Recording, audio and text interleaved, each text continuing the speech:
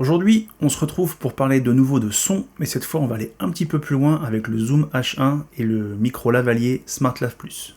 Go!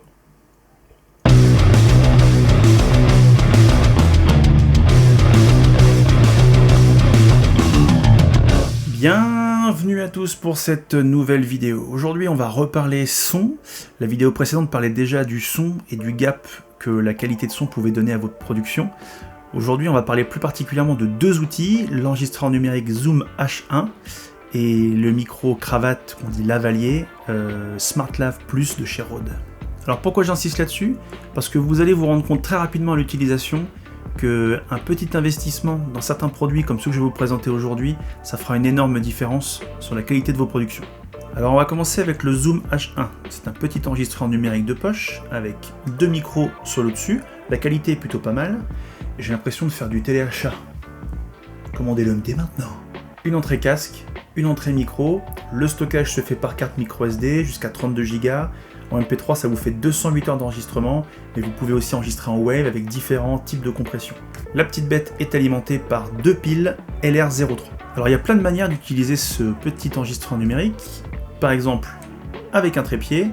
Cette configuration-là, moi je l'utilise en mairie, je place le petit trépied avec le zoom sur la table du maire. En général, il y a toujours 2-3 fleurs qui traînent, donc on le planque derrière. Ça permet de ne pas gâcher le travail et du photographe et le vôtre, et ça capte la majorité du son. Deuxième configuration, avec des câbles, vous branchez dans l'entrée micro et vous vous pluguez sur une table. Il y a plein de types de scénarios dans lesquels ça peut être utile. Si le lieu de la cérémonie religieuse est amplifié, il y a de plus en plus de lieux de culte qui sont sonorisés. Vous vous branchez sur la table de mixage, vous avez toute la cérémonie. Deuxième possibilité, vous parlez un petit peu avec le DJ, il accepte que vous vous pluguez directement sur sa table et vous avez l'intégralité des discours de tous les participants. Troisième configuration, avec un micro lavalier. Vous pouvez accrocher le micro sur la veste du marié avec l'enregistreur dans la poche.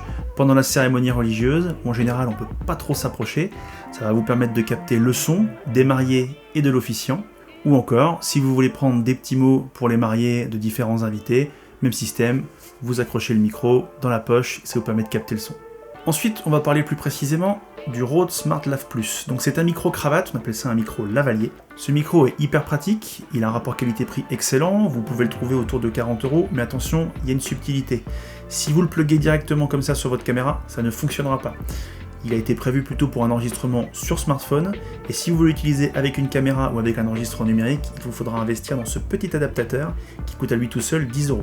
Et là vous allez me dire, mais Ben, ça sert à quoi? J'ai un Rode VideoMic Pro Plus qui m'a coûté 250 balles, ça peut carrément faire la blague. Alors oui, ça va vous faire la blague et ça va vous être très utile dans beaucoup de situations.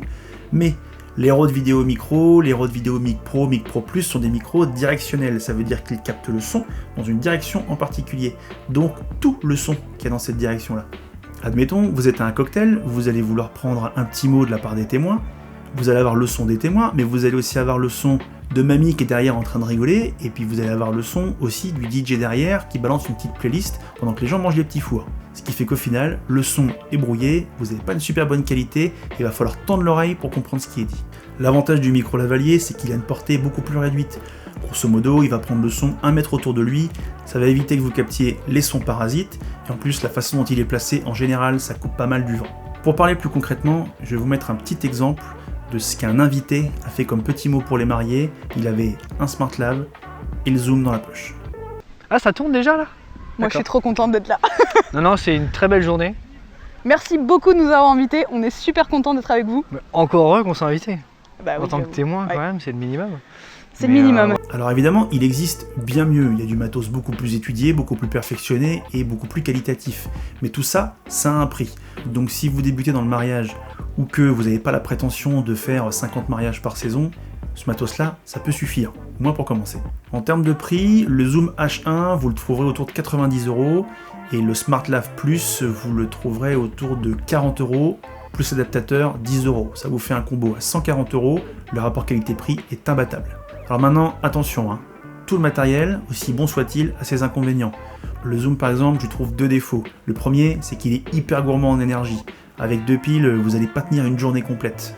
Si vous l'utilisez pas mal, il vous faudra au moins 2 paires de piles, pensez-y. Deuxième chose, et ça c'est plus un défaut de l'utilisateur, mais ça n'a pas été bien pensé je pense à l'origine, c'est que sur votre Zoom, vous avez une prise casque et une prise micro. Et la prise casque, elle est en vert. La prise micro, elle est en rouge. Et naturellement, l'œil va être plus attiré par le vert et vous allez avoir tendance à brancher votre micro dessus. Sauf que c'est la prise casque, donc ça marchera pas. Ça m'est arrivé plusieurs fois. Il y a une fois où je m'en suis pas rendu compte et j'ai perdu l'intégralité du contenu de la cérémonie. Et là, c'est la galère pour se rattraper. Donc moi ce que je fais, c'est que je mets un petit bout de scotch sur la prise casque que j'utilise quasiment jamais, ça me permet d'éviter de me planter. Le SmartLav quant à lui, il a 2 défauts. D'abord, le fil est pas très long, ça peut présenter un inconvénient. Deuxième inconvénient, et ça pour moi c'est le plus important, le fil est super fin, donc hyper fragile, il faut le manipuler avec beaucoup de précaution, vous avez vite fait de le péter. Alors Rode a sorti d'autres produits depuis, alors on va pas faire que de parler de Rode, mais effectivement c'est la marque que je connais le mieux. Rode a sorti le Wireless Go, ça consiste en un système d'émetteur-récepteur, vous mettez le récepteur sur votre boîtier, et l'émetteur qui est équipé d'un micro, vous le mettez là. Le problème c'est que ça ressemble à un espèce de gros paquet d'allumettes que vous mettez, c'est pas hyper discret, c'est pas hyper pratique, mais il me semble qu'il y a une prise micro, qui permet de mettre ça dans la poche, c'est pas mal. Je connais pas la portée, des tests que j'ai vus, ça a l'air plutôt pas mal et la qualité de son est honorable. Mais attention, le prix, c'est pas le même. Alors en conclusion, est-ce que vous devez investir là-dedans ? Moi je pense que oui, c'est pour ça que je fais la vidéo, parce que c'est le cul pour rien. C'est du matos qui coûte pas cher, il y a évidemment beaucoup mieux. Dès que vous allez vous professionnaliser, ou que vous allez sentir que ce matos atteint ses limites, vous allez investir dans mieux. Mais pour commencer dans un premier temps, ça fait carrément le boulot. Si vous êtes réactif, si vous êtes rapide, si vous anticipez et que vous placez bien vos micros, vous ne raterez rien des cérémonies et des discours. Voilà, c'est fini pour moi. N'hésitez pas à laisser un commentaire, un pouce, blablabla, vous savez comment ça fonctionne. Si vous avez des questions ou des remarques, parce que parfois je peux me planter, je ne sais pas tout sur tout, n'hésitez pas à le mettre en commentaire. Je vous dis à la prochaine. Salut!